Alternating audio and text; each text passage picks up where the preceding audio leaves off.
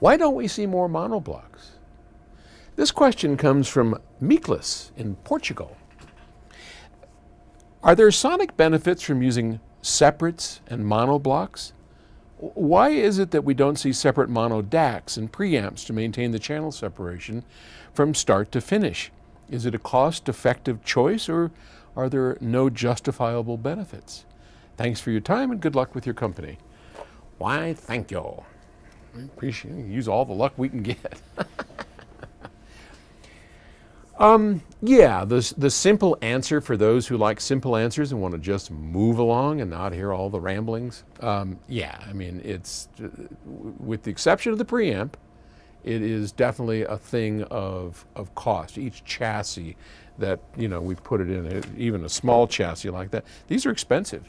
Each chassis has to have its own power supply, its own set of connectors, its own communication between the two, if it's going to be that type of product, its own set of connectors and interconnects that hook them all together. So yeah, separate channels, if you had an entire stereo system with separate left and rights right down the road, it would be, well, just about twice as expensive as one with single chassis and stereos built into that. That said, I think from a more practical standpoint, we don't gain as much benefit or as many benefits from separating out, say, a preamp chassis as we would from a power amp chassis. Now, monoblock power amps are a big deal, and I'm a huge advocate of monoblocks. I don't think, I mean, I am in business and we do, you know, we like selling products, but I just am not a big fan of stereo power amps, even though we make them, because many people want the lower cost. They want to be able to have the two products in the same box. I get it.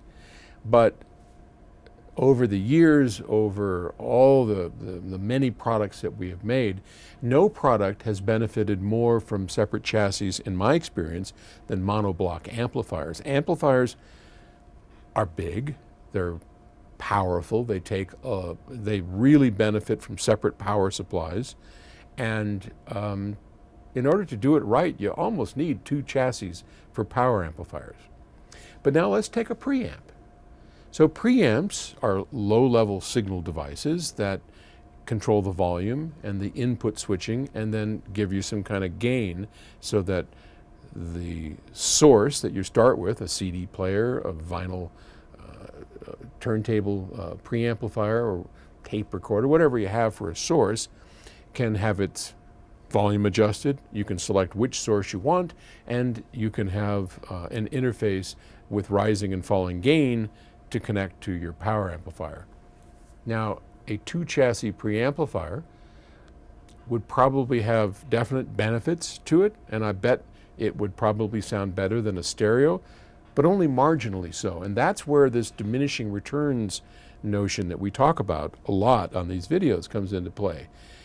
You can go crazy with money in stereo, but where's the point of diminishing returns? If you have a DAC and you spend $3,000 on that DAC, and then you spend another $5,000 on an external clock to get that much more performance, and that's a whole nother subject because external clocks give long-term performance. They don't really benefit much in terms of musical performance other than isolation. But how much more did that cost in order to get that clock? Well, for some, it's worth every penny, because that inch of benefit, or that major benefit, whatever you're getting, has to be weighed against what you're paying and what your overall budget is. How much do you want to invest in the stereo system? If you've got 20 grand, if you've got 10 grand, if you've got 5 grand, you have to apportion your purchases to match your expectations. And I think that is really a critical thing to consider. So diminishing returns are very important, and I just don't think you're going to get the same amount of returns from separate preamplifiers. And oh goodness, here's Gus. Oh, that's all right. Here, Gus, come on over here and we're right in the middle of a video. Come on over and say hello. Hi, I'm only here. I left my phone here last night. Oh my goodness, this is my buddy Gus Skinnis, and we're just here doing some Ask Paul videos. So, you're not staying? No. Okay, well have a good weekend. Thank you, you too. Okay. Gus is a great guy and a good friend, and we love him dearly. So where were we? Diminishing returns. Yeah, so the other problem with a 2-box mono preamplifier is the control of it. You can turn the volume control up and down on one, but not the other. And a two-handed volume control is going to be a bit of a problem. I have seen 2 chassis preamplifiers and DACs, but not in terms of left and right separate. So in that case, that is usually an external power supply, so that you get the advantages of big power supply, quiet power supply, and then your analog circuitry in a separate box. Now that's legit. That works. That's a big deal. It is more expensive, but there you can have major benefits.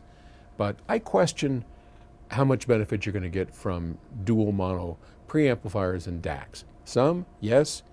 Is it worth it? Got to look at those diminishing returns and your budget. Okay. Hope that helped. Thanks. I'll talk to you tomorrow. Bye.